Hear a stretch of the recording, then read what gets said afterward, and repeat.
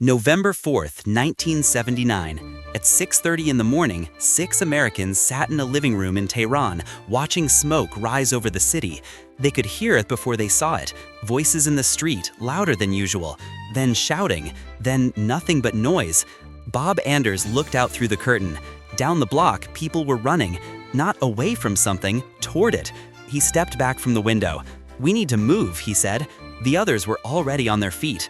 Mark Lyjak grabbed his jacket. His wife Cora was putting papers into her bag. Joe and Kathy Stafford were by the door. Lee Schatz stood in the middle of the room, waiting. They worked at the American embassy. They were consular officers, visa processors, nothing special. They stamped passports and answered questions about travel. That was the job. But this morning, the job didn't matter anymore. Outside, the noise got worse. Someone was yelling through a megaphone. Car horns blared. The sound moved closer. Bob opened the door and looked down the hall. Empty. He turned back. "We go now," he said. They didn't run. Running would draw attention. They walked, fast but steady, down the stairs and out the side entrance. The street was filling up. Students, workers, people in coats and scarves, all heading in the same direction, toward the embassy. Bob kept his head down. The others followed. They moved with the crowd for half a block, then turned left, away from the noise. No one stopped them. No one looked twice. They reached a corner and waited. A car passed, then another. Bob counted to 10 and kept walking. The plan had been simple. If something happened, if the embassy was ever in danger, they would go to the British compound. It was close, it was safe, that was the protocol. But when they got there, the gate was locked. Bob knocked. Nothing. He knocked again, harder this time.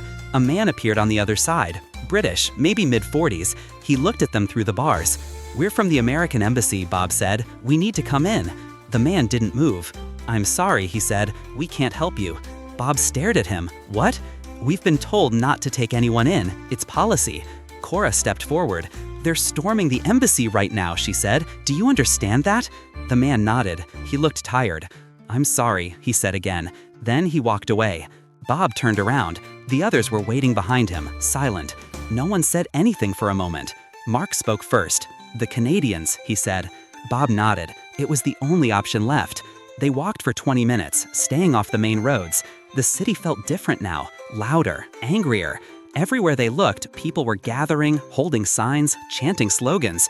The air smelled like burning paper. When they reached the Canadian embassy, the gate was open. A man met them at the door. His name was John Sheardown. He worked there, second in command. He looked at the 6 of them standing on the steps and didn't ask any questions. "Come in," he said. They followed him inside. The building was quiet, clean, safe. John closed the door behind them and locked it. "You'll stay here tonight," he said. "After that, we'll figure something out." Bob wanted to believe him, but he knew the truth. They all did. 52 Americans were being held hostage at the embassy right now. The Iranian government wasn't letting anyone leave. The borders were closing, the airports were watched, and the 6 of them were trapped in a city that wanted them dead. John looked at them one more time. "For now," he said, "you're safe." But no one in that room believed safe would last very long. Back in Washington, the news hit like a brick through glass. 52 hostages, the embassy overrun, armed students holding American diplomats in their own building, and the Iranian government doing nothing to stop it. President Carter sat in the Situation Room with his advisors. The reports kept coming in. Demands, threats, footage of blindfolded Americans being paraded in front of cameras. But there was something else, something that didn't make it into the briefings yet. 6 Americans had escaped. The CIA found out 3 days later. A coded message from the Canadian ambassador, Ken Taylor. Short, careful. It said 6 consular officers had made it out before the takeover. They were hiding at his residence and at John Sheardown's house. They were safe for now. But for how long? In a conference room at Langley, a man named Tony Mendez sat with a folder in front of him. He was a technical operations officer. His job was exfiltration, getting people out of places they weren't supposed to be. He'd done it before. Disguises, documents, cover stories. He'd pulled agents out of Moscow, out of Southeast Asia, out of places where one mistake meant a body bag. But this was different. 6 Americans, in the middle of Tehran, in a country that had just taken 52 hostages and was tearing itself apart with revolution. Tony opened the folder. Inside were photos of the 6, names, ages, job titles. He studied their faces. Normal people, office workers, they weren't trained for this. His boss, Jack O'Donnell, sat across from him. "We need options," Jack said. Tony nodded. He'd already been thinking about it for 2 days. They can't stay at the Canadian residences forever, Tony said. Eventually, someone's gonna notice. A neighbor, a servant, someone. How long do we have? Weeks, maybe less. Jack leaned back in his chair. What about getting them out over the border? Tony shook his head. Turkey's 300 miles through mountains in winter. The roads are watched. Iraq's even worse. The Soviets control the north. There's no safe route. Bikes. Same problem. Checkpoints everywhere, and none of them speak Farsi. Jack was quiet for a moment. What about the airport? Tony looked at him. You want to walk 6 Americans through Mehrabad Airport with revolutionary guards checking every passport? I'm asking if it's possible. Tony thought about it. The airport was the fastest way out. A direct flight to Europe, maybe through Frankfurt or Zurich. 2 hours in the air and they'd be free. But getting to the plane was the problem. They'd need papers, Tony said. Real ones. Passports that hold up under inspection. Visas that match the entry stamps. A reason to be in Iran that makes sense. Can we forge that? We can forge anything, but the story has to be airtight. One question they can't answer and it's over. Jack stood up and walked to the window. Outside, the Virginia sky was gray and cold. What kind of story? He asked. Tony didn't answer right away. He was thinking through scenarios. Journalists? Too risky. Aid workers? No credibility. Businessmen? Maybe. But doing what? Selling what? Then something clicked. What if they weren't there for business? Tony said. Jack turned around. What do you mean? Tony leaned forward. What if they were there for a movie? Jack stared at him. A movie? A location scout, a production team, Hollywood people looking at sites for a science fiction film. In the middle of a revolution?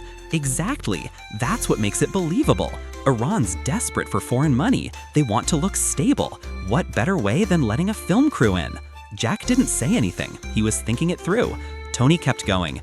We set up a fake production company, get real office space in Los Angeles, print business cards, take out ads in the trades, make it look legitimate. And the 6 of them? They're the crew. Producer, director, cameraman, whatever we need. We give them a script, some storyboards, a cover story they can memorize. Then we fly them out like nothing's wrong. Jack walked back to the table and sat down. That's insane, he said. Tony nodded. I know. It'll never work. Maybe. Jack looked at the photos again. 6 faces, 6 lives. How long to set it up? He asked. 2 weeks if we move fast. Jack picked up the phone. I'll talk to the director, he said. If he says yes, you're on the next plane to LA. Tony stood up. He didn't feel confident. He didn't feel smart. He just felt like this was the only option left. And sometimes that was enough. 3 days later, Tony Mendez walked into a makeup studio in Burbank, California.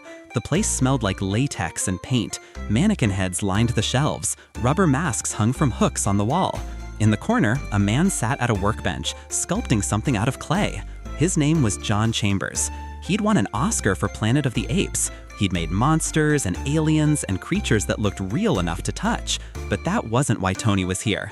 John also worked for the CIA. He looked up when Tony walked in. They actually approved it? John asked. They did. John put down his tools and wiped his hands on a rag. Then we better make it good. They spent the next 2 hours going through the plan. They needed a fake movie, a fake studio, fake credentials that would hold up if anyone checked. John made a call. 20 minutes later, another man walked in. His name was Bob Seidel. He was a producer, small projects mostly, but he knew how Hollywood worked. Tony explained it again. 6 Americans trapped in Tehran, a fake film crew as cover. They needed it to look real. Bob listened, then nodded. You need a script, he said. Tony frowned. We can make one up. No, you need a real script, something that's been floating around, something people have heard of. Bob walked over to a filing cabinet and pulled out a folder. Inside was a screenplay, science fiction, a story about a crew trying to escape a desert planet. It was called Argo. This has been around for a year, Bob said. It's been shopped to a few studios, nothing came of it. But it exists. If someone digs, they'll find references to it. Tony flipped through the pages. Alien landscapes, costumes, exotic locations. It could work. We'll need a production company, John said. Bob smiled. I've got space on the lot. We can set up an office. Studio 6 Productions. Sounds legitimate. Phone line? I'll have one installed tomorrow. Tony looked at both of them. If this goes wrong, you're both implicated. John shrugged. Wouldn't be the first time. Bob leaned back in his chair. Besides, he said, it's a good story. The next day, they went to work. John designed business cards, Studio 6 Productions, a logo, an address on Sunset Boulevard. Bob called a printer and had them made, 200 cards, high-quality stock. They took out an ad in Variety, a small one, just a few lines. Studio 6 Productions announcing pre-production on a new science fiction film, Argo, location scouting in the Middle East. Tony sat in the office and watched them work. It was coming together faster than he expected. Posters went up on the wall, storyboards, sketched quickly but convincingly, a production schedule, typed and printed, scripts stacked on the desk. By the end of the week, the office looked like a real production company. Someone could walk in and believe it. But that wasn't enough. Tony flew back to Washington and went straight to Langley. In a secure room on the 3rd floor, he met with a team of document forgers, the best in the agency. They needed 6 Canadian passports, real ones, not fakes. The Canadians had agreed to help. They'd provided blank passport books, official seals, everything needed to make them legitimate. The forgers got to work. Photos of the 6 Americans had been sent from Tehran, taken quietly at the Canadian residences. Now those faces were being printed onto passport pages. Names were chosen. Birthdays, hometowns, details that matched real records in case anyone checked. Each passport got an entry stamp, dated 2 weeks earlier. Mehrabad Airport, Tehran. Visa approval from the Iranian Ministry of Culture. Everything lined up. Tony watched as they assembled the documents. Every stamp had to be perfect. Every signature had to match the real thing. One inconsistency and the whole operation would collapse at the airport. "How long before they're ready?" Tony asked. 2 days, one of the forgers said. Tony nodded. That gave him just enough time. He flew back to Los Angeles. At the Studio 6 office, a reporter from a trade magazine was waiting. Bob had arranged it. A small piece, nothing major, just a mention in the industry news. Tony sat for the interview. He played the part. Confident, casual, a producer talking about his next project. "It's a science fiction adventure," he said. "Think Lawrence of Arabia meets Star Wars." The reporter wrote it down. "And you're scouting in the Middle East?" "We are. Iran, mostly. The landscapes are perfect." "Even with everything going on there," Tony smiled. "Art doesn't stop for politics." The piece ran 3 days later. Studio 6 Productions was now in print. If anyone searched for it, they'd find something. Back in Washington, Tony packed a bag. He had the passports. He had the business cards. He had the cover story memorized. Jack O'Donnell met him in his office one last time. "You really think this will work?" Jack asked. Tony didn't hesitate. "I think it's the only chance they've got." Jack handed him a plane ticket. Zurich to Istanbul, Istanbul to Tehran, a circuitous route, nothing direct. Tony would enter Iran as a Hollywood producer, looking for locations. Just another foreigner trying to make a deal. "When you get there," Jack said, "you've got 72 hours. After that, we can't guarantee anything." Tony took the ticket. 72 hours, he said. He left that night. On January 25th, 1980. Tony Mendez stepped off the plane at Mehrabad Airport in Tehran. The air was cold and dry. Inside the terminal, fluorescent lights buzzed overhead. Revolutionary guards stood near every exit, rifles slung over their shoulders, watching. Tony walked toward passport control. He carried a briefcase. Inside were the fake passports, the business cards, the script, everything he needed. A guard waved him forward. Tony handed over his Canadian passport. The name on it wasn't his. The photo was, but the details were invented. He was a producer, traveling for work, nothing unusual. The guard studied the passport. He flipped through the pages slowly. Then he looked up at Tony. "Why are you here?" he asked in English. "Location scouting," Tony said, "for a film." The guard's face didn't change. "What kind of film?" "Science fiction. We're looking at desert locations." The guard stamped the passport and handed it back. "Welcome to Iran," he said. Tony took the passport and walked through. His heart was pounding, but his face stayed calm. He collected his bag and headed outside. A taxi was waiting. He gave the driver an address. Not the Canadian ambassador's residence. Not yet. First, he needed to check in at a hotel, maintain the cover, act like a real visitor. The ride into the city was tense. Posters covered every wall. Images of Ayatollah Khomeini stared down from buildings. Slogans in Farsi, painted in red and black. Groups of young men stood on street corners, watching traffic. The hotel was small but clean. Tony checked in, went to his room, and locked the door. He sat on the bed and waited until dark.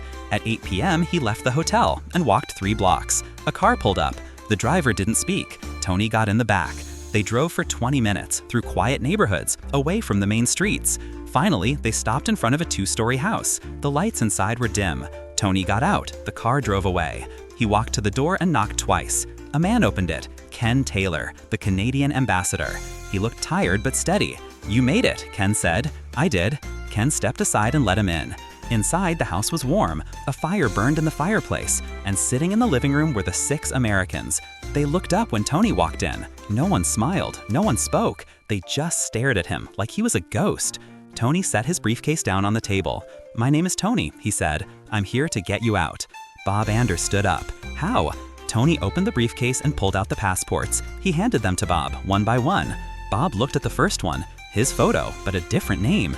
"You're going to walk out of Iran as a Canadian film crew," Tony said. "You'll go through the airport, board a plane, and leave like nothing's wrong." Cora Lyjak shook her head. "They'll know," she said. "They'll ask questions. We don't know anything about making movies." "Then I'll teach you," Tony said. He pulled out the script, Argo. He placed it on the table along with the business cards, the production notes, the storyboards. "You have 2 days to become a film crew," he said. "We'll rehearse your cover stories, memorize your roles, practice your answers. When we get to the airport, you need to believe it yourselves." Joe Stafford picked up one of the business cards. "Studio 6 Productions," he read aloud. "Is this real?" "It is now," Tony said. "There's an office in Los Angeles, a phone number, an ad in Variety. If someone checks, it exists." Mark Lyjak looked at his wife, then back at Tony. "And if they don't believe us?" Tony didn't answer right away. He knew what happened if they failed. He'd seen the photos from the embassy, the hostages, blindfolded, hands tied, the crowds outside chanting for blood. "Then we don't make it home," Tony said. The room went quiet. Ken Taylor spoke up. "It's the only plan we have," he said. "The borders are closed. The British won't help. The Americans can't send a rescue team without starting a war. This is it." Lee Schatz looked at Tony. "Why you?" he asked. "Why did they send you?" Tony met his eyes. "Because I've done this before," he said, "and because I'm not leaving without you." For the first time, someone smiled. It was small, barely there, but it was something. Bob held up the passport again. "So what do we do first?" Tony sat down. "First," he said, "we make you into people you're not." They worked through the night. Tony went through each role. Bob would be the producer, Mark the director, Cora the production designer, Joe the cameraman, Kathy the script supervisor, Lee the location manager. He quizzed them. "What kind of camera do you use? What stock are you shooting on? Who's financing the film? What's the budget?" They stumbled at first, got details wrong, forgot names, but Tony kept pushing, again, again, again. "They'll ask 1 or 2 questions at most," he said, "but you need to answer fast, no hesitation. If you pause, they'll know something's wrong." By 3 a.m., they were getting better. The answers came quicker. The fear started to fade, just a little. Tony pulled out a map of the airport. He walked them through the route. Check-in, security, passport control, boarding gate. Every step had a risk. "Stay together," he said. "Don't split up. If one of you gets pulled aside, the rest of you keep moving. Don't look back." Cora stared at the map. "What if they stop all of us?" Tony folded the map and put it away. "Then I'll handle it," he said. But he didn't know if he could. The next morning, Tony spread photos across the dining room table. They were images of Iranian locations, desert ruins, ancient temples, crumbling stone walls against empty sky. He'd pulled them from a file back at Langley, places that could pass for alien worlds in a science fiction film. "You need to know why you're here," Tony said. "If someone asks what you've been doing for 2 weeks, you better have an answer." He pointed to one of the photos. "This is the Grand Bazaar. You scouted it 3 days ago. Too crowded, not enough control over the extras. Mark, you were the one who made that call." Mark nodded, staring at the image. "Grand Bazaar. Too crowded. Good. Cora, you liked the light at Golestan Palace. You thought the archways could work for the throne room scenes, but the government permit was taking too long." Cora repeated it back to him. Her voice was shaky, but she got the words right. Tony kept going. He built a timeline. January 12th, they arrived, checked into the Sheraton, spent 2 days meeting with Ministry of Culture officials, then location scouting, bazaar, palace, a salt flat outside the city that could double for an alien desert. He made them repeat it until it sounded natural, until the story became automatic. By noon, Ken Taylor brought food, bread, cheese, tea. They ate quickly, barely tasting it, then back to work. Tony held up a business card. "Joe, someone asks what Studio 6 is made before, what do you say?" Joe thought for a second. "We're a new company. This is our first production." "Wrong," Tony said. "New companies don't get foreign permits. You're a boutique outfit. You've done commercial work, music videos. This is your first feature." Joe nodded. "Commercial work, music videos, first feature. Better." Tony moved to Kathy. "Someone asks about the script. Who wrote it?" Kathy hesitated. I don't know, she said. Then learn. The writer's name is Teresa Harris. She's based in Toronto. She's not traveling with the crew. You bought the script 18 months ago. It's been in development since then. Kathy wrote it down on a scrap of paper. Tony watched her, then shook his head. Don't write anything down, he said. If they search you and find notes, it's over. Everything stays in your head. She put the pen down. They kept at it. Hours passed. The light through the windows changed from white to orange to gray. Outside, the streets stayed quiet. Inside, 6 Americans slowly became someone else. By evening, Tony decided to test them. He sat across from Bob and stared at him like a guard would. What is your name? Douglas Boyd. Where are you from? Toronto. Why are you in Iran? Location scouting, for a film. What film? Argo, science fiction, about a rescue mission on a desert planet. Tony didn't blink. Who is financing it? Bob paused, just for a second, then recovered. Private investors, through Studio 6 Productions. Tony nodded. It was close, not perfect, but close. He went through each of them, one by one, firing questions, watching how they responded. Mark stumbled twice. Cora got nervous and started talking too much. Lee answered too fast, like he'd memorized lines. Joe did better. Kathy was quiet but steady. When Tony finished, he leaned back in his chair. You're not ready, he said. Bob's face fell.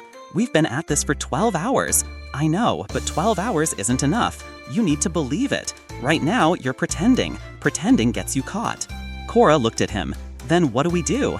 Tony stood up and walked to the window. Outside, a car passed slowly down the street. He watched until it disappeared around the corner.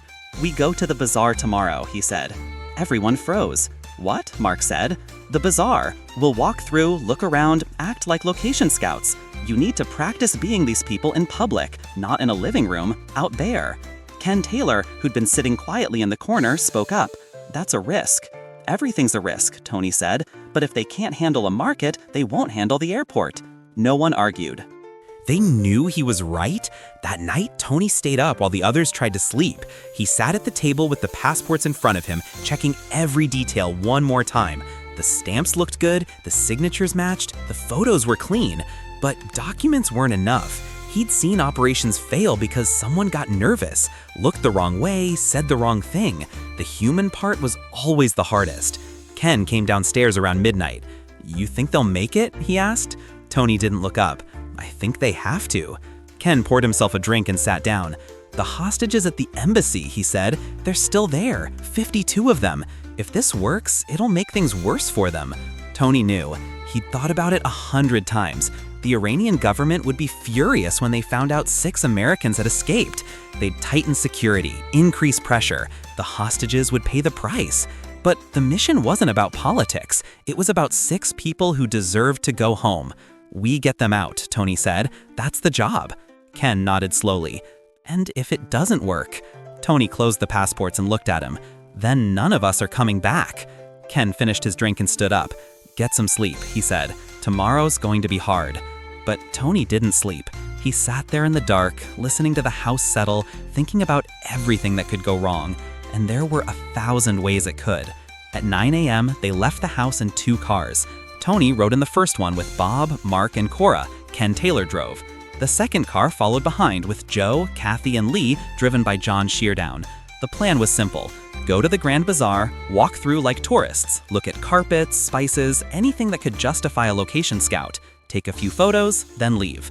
But nothing in Tehran felt simple anymore. The streets were full, people everywhere. Men in dark coats, women in chadors, revolutionary guards on corners, watching. Posters of Khomeini on every wall, his face stern and unforgiving. Tony looked out the window and felt the weight of it. This wasn't a city at peace. It was a city waiting for something to break. They parked 2 blocks from the bazaar, got out. The air smelled like diesel and roasted meat. Stay close, Tony said. Act normal, we're just looking around. They walked toward the entrance, a massive archway, centuries old, leading into a maze of covered corridors. Inside, the noise hit them all at once. Voices shouting, merchants haggling, the clang of metal, the hum of 1,000 conversations in Farsi. Tony led them in. The others followed, trying to look relaxed. Cora pulled out a small camera. She lifted it and took a photo of a textile stall. The merchant waved at her, smiling. She smiled back. Mark stopped at a rug shop. He crouched down, ran his hand over the fabric, nodded like he was thinking about how it would look on screen. The shopkeeper came over, started talking in broken English about the colors, the craftsmanship. "Very beautiful," Mark said. "Good for film." The shopkeeper beamed. They kept moving, deeper into the bazaar, past gold sellers and spice merchants and vendors selling bread still warm from the oven. Tony watched the 6 of them. They were doing okay. Not great, but okay. Bob was too stiff. Cora kept looking over her shoulder, but Joe seemed calm. Lee was talking to a man selling copper pots, nodding along even though he probably didn't understand a word. Then Tony saw him, a man in a green jacket, standing near a pillar, watching them. Tony didn't react. He kept walking, turned a corner, glanced back. The man was still there, still watching. Tony's pulse quickened. He slowed down, let Bob catch up. "We're being followed," Tony said quietly. Bob's face went pale. "What do we do?" "Nothing. Keep walking. Don't look at him."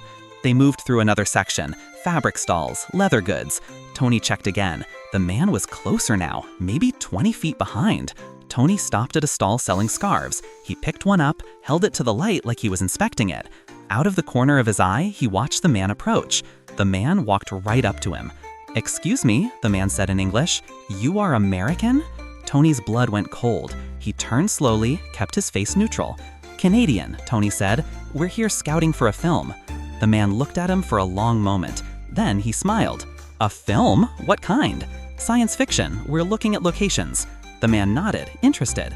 "That is good. Iran has many beautiful places. You should see Persepolis. Very old, very cinematic."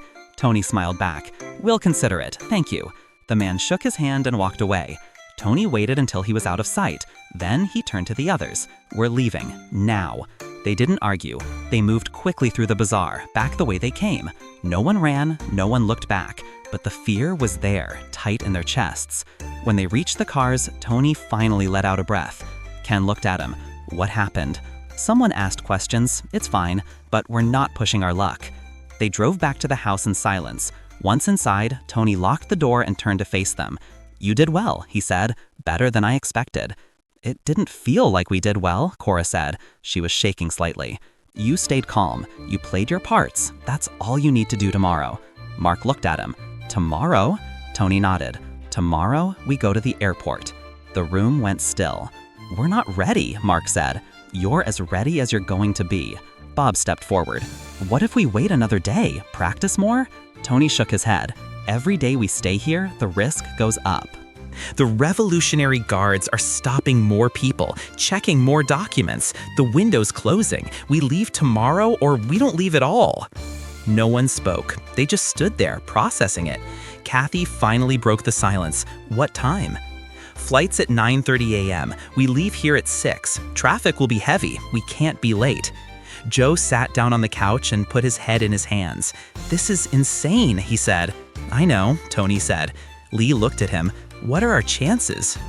Tony thought about lying, thought about giving them hope, something to hold on to, but they deserved the truth. "I don't know," he said, "but it's the only shot we've got." That night, nobody slept much. Tony could hear them moving around upstairs, pacing, whispering, trying to prepare for something you couldn't really prepare for. He sat at the table with the passports one more time. 6 Canadian citizens, 6 members of a film crew, 6 people who didn't exist. Ken came down around 4 a.m. "You should rest," he said. Tony shook his head. "Can't." Ken sat across from him. "If this works," he said, "you'll be a hero." "I don't care about that." "And if it doesn't?" Tony closed the last passport. "Then no one will ever know we tried." At 5:30 a.m., the sun started to rise. Orange light crept through the windows. The house began to stir. Tony stood up and put the passports in his briefcase. It was time. January 28th, 1980. At 6:15 a.m., 7 people walked out of Ken Taylor's house and got into 2 cars. No one said goodbye. There wasn't time for that. Ken and John would stay behind, clean up, remove any trace that the Americans had been there. Tony sat in the front passenger seat. Bob drove. The others were split between the 2 vehicles, just like before. The streets were already filling up. Morning traffic, workers heading to jobs, buses packed with people. The city looked almost normal, but Tony knew better. They took the main road toward the airport. 20 minutes if the traffic moved, longer if it didn't. No one spoke. The only sound was the engine and the occasional horn from another car. Tony looked at his watch. 6:42 a.m. They had time, not much, but enough. Then the traffic stopped. Up ahead, red lights, a line of cars stretching around the corner. Bob tapped the brakes. "What's going on?" he asked. Tony leaned forward. He could see something in the distance, a checkpoint. Revolutionary guards stopping cars, checking IDs. "Keep moving," Tony said. "Slow, but don't stop unless they make you." Bob inched the car forward. Behind them, the second car followed. It took 15 minutes to reach the checkpoint. When they did, a guard waved them to the side. Tony rolled down the window. The guard leaned in. Young, maybe 22, a rifle across his chest.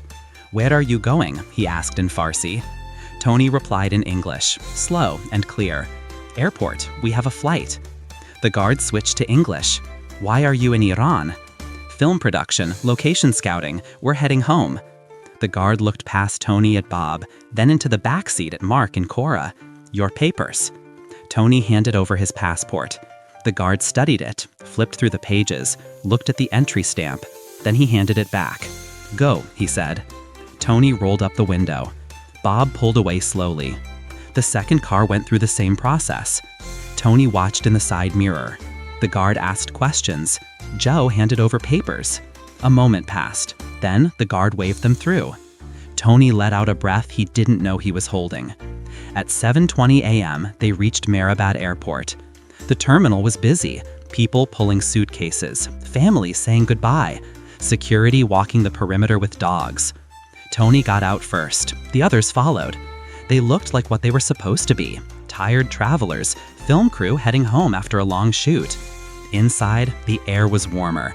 Fluorescent lights overhead, a departures board clicking through flight numbers. Tony found the Swiss Air counter. A woman behind the desk smiled at him. "Good morning, checking in." "Yes, 7 passengers, flight 363 to Zurich." She typed something into her computer, then looked up. "Passports, please." Tony handed them over, all 7. She opened the first one, scanned it, stamped the ticket, moved to the next. Tony watched her face, calm, professional, nothing wrong. She finished the last passport and handed them back. "Gate 12, boarding starts at 9. "Thank you."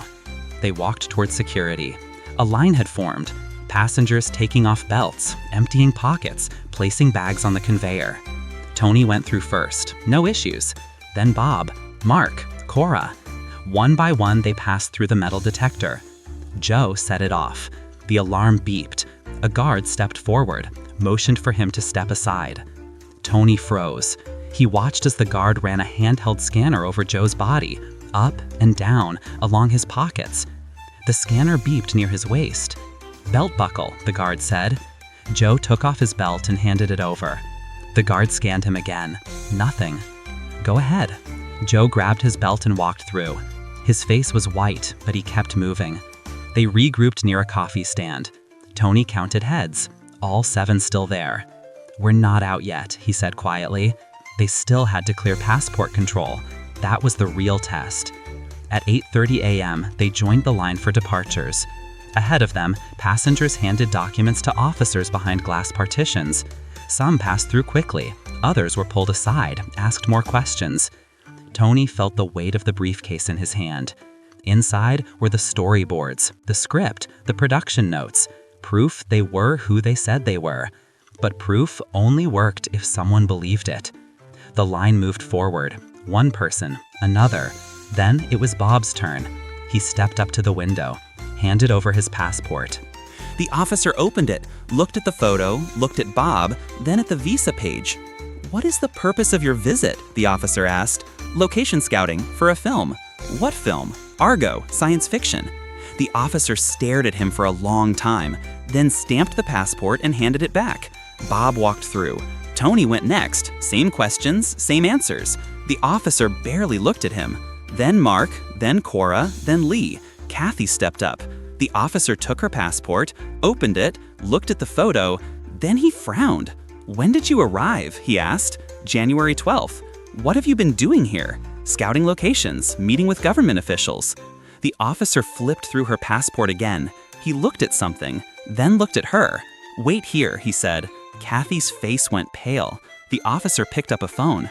Tony stepped forward, calm, not too fast. "Is there a problem?" he asked. The officer looked at him. "Who are you?" "I'm the producer. She's part of my crew." "There is an issue with her visa." Tony kept his voice steady. "What kind of issue?" "The dates. They do not match." Tony felt his stomach drop. He opened his briefcase and pulled out the production schedule. He handed it to the officer. "Here, this shows when we arrived, January 12th, all of us together." The officer looked at the paper, then at the passport, then back at the paper. A minute passed, maybe longer. It felt like an hour. Finally, the officer stamped the passport and handed it back. "Go," he said. Kathy grabbed it and walked through, shaking. Joe was last. He went through without a problem. They were past passport control. Tony looked at his watch. 8:55 a.m. Boarding would start in 5 minutes. They walked toward Gate 12. The aircraft was visible through the window. A Swissair DC-9, white and red, engines warning up. At the gate, passengers were already lining up. Tony handed over the tickets. The attendant scanned them and smiled. "Have a good flight." They walked down the jetway, through the door, into the cabin. Tony found his seat and sat down. The others filled in around him. Bob next to him, Mark and Cora across the aisle. The cabin door closed. The engines got louder. Tony stared out the window at the terminal. Guards were still walking the tarmac, vehicles moving back and forth. Everything looked normal. The plane began to move, slowly at first, pulling away from the gate, rolling toward the runway. Tony didn't breathe, not yet. The plane turned, lined up, the engines roared, and then they were moving, faster, faster, the runway blurring beneath them. The nose lifted, the wheels left the ground. They were airborne. Tony closed his eyes. For the first time in days, he let himself feel it. Relief, fear, exhaustion, all of it at once. Beside him, Bob was crying quietly. Across the aisle, Cora reached over and took Mark's hand. No one said anything. There was nothing to say. They were out. The flight to Zurich took 4 hours. Tony sat in his seat and stared out the window. Below, the landscape changed. Mountains gave way to snow. Desert turned to forest. Iran disappeared behind them. Around him, the 6 Americans were quiet. Some slept, some stared straight ahead. No one celebrated, not yet. It didn't feel real. When the plane landed in Zurich, they walked through the terminal like ghosts. Customs waved them through without questions. Switzerland didn't care where they'd come from. Outside, a car was waiting. A CIA officer Tony had never met. The man didn't ask questions, just drove them to a safe house on the edge of the city. Inside, there were phones, beds, food, everything they'd been missing. Bob picked up a phone and called his family. His hands were shaking so badly he could barely dial. When his wife answered, he didn't say anything for a few seconds, just listening to her voice. Then he started crying again. One by one, they all made calls. Parents, spouses, people who'd thought they might never hear from them again. Tony watched from across the room. He didn't have anyone to call, not like that. The next morning, they flew to Frankfurt, then to Washington.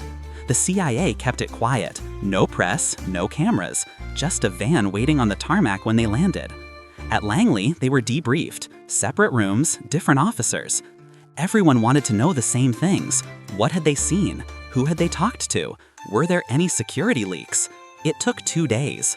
When it was over, the 6 of them were released, sent home to families, to normal lives, or whatever normal meant after something like that.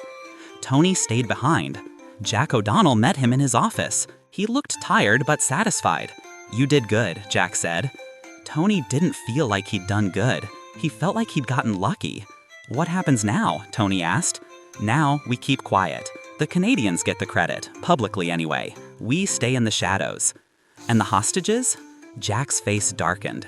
Still there, all 52 of them. Tony had known that, but hearing it out loud made it worse. The 6 had escaped, but 52 were still trapped, still blindfolded, still waiting. And when the Iranian government found out about the escape, things got harder for them.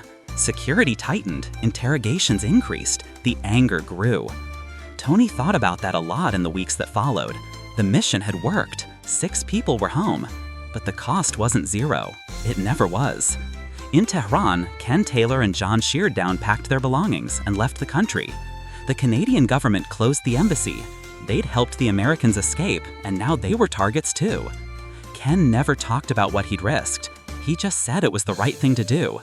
The story stayed secret for months, then a year. The CIA kept it classified. The Canadians stayed quiet. The 6 Americans went back to work, told their families nothing, and tried to forget. Tony stayed behind. Jack O'Donnell met him in his office. He looked tired but satisfied. "You did good," Jack said. Tony didn't feel like he'd done good. He felt like he'd gotten lucky. "What happens now?" Tony asked. "Now we keep quiet. The Canadians get the credit, publicly anyway. We stay in the shadows." "And the hostages?" Jack's face darkened. "Still there. All 52 of them." Tony had known that, but hearing it out loud made it worse. The 6 had escaped, but 52 were still trapped, still blindfolded, still waiting. And when the Iranian government found out about the escape, things got harder for them. Security tightened, interrogations increased, the anger grew.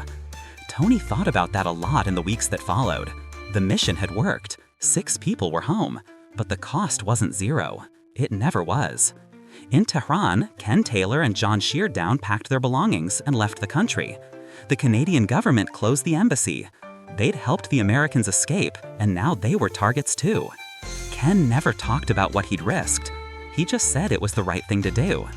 The story stayed secret for months, then a year. The CIA kept it classified. The Canadians stayed quiet. The 6 Americans went back to work, told their families nothing, and tried to forget. But in early 1981, the truth started to leak. A journalist in Canada got a tip, then another. Pieces came together. By the time the story broke, there was no stopping it. The headlines called it a daring rescue, a Hollywood operation, a fake movie that saved lives. The world loved it. A story about courage and creativity, about ordinary people doing extraordinary things. But Tony didn't feel like a hero. He felt like a man who'd done his job, nothing more. The Iranian government was furious. They called it a violation, an insult, proof that the West would lie and deceive to get what it wanted. The hostages paid the price. Their captivity dragged on. 444 days in total. When they finally came home in January 1981, they were broken, changed. Some of them never recovered. Tony thought about them too, the ones who didn't get out, the ones who stayed behind while 6 escaped. He never talked about it much, not publicly. When people asked, he kept it simple, said he was just doing what needed to be done. But at night, sometimes, he thought about the airport, the moment the passport officer frowned at Kathy's visa, the way Joe's face went white when the metal detector beeped, the silence in the cabin as the plane lifted off. Any one of those moments could have gone wrong, and if they had, none of them would have made it home. Years later, long after the story became famous, long after the movie was made, someone asked Tony if he'd been scared. He thought about it for a moment. Then he said yes, the whole time. Because fear wasn't the opposite of courage, it was just part of the cost. In 1997, the CIA finally acknowledged Tony's role. They gave him an award, called him a hero. But the 6 Americans already knew. They'd known since the moment he knocked on Ken Taylor's door and said he was there to get them out. They sent him letters over the years, thank you notes, Christmas cards, reminders that they were still here, still alive, because of what he'd done. Tony kept them all in a drawer. He didn't read them often, but he kept them. Because in the end, that was the mission. Not headlines, not awards, just 6 people who got to go home. And sometimes, that was enough.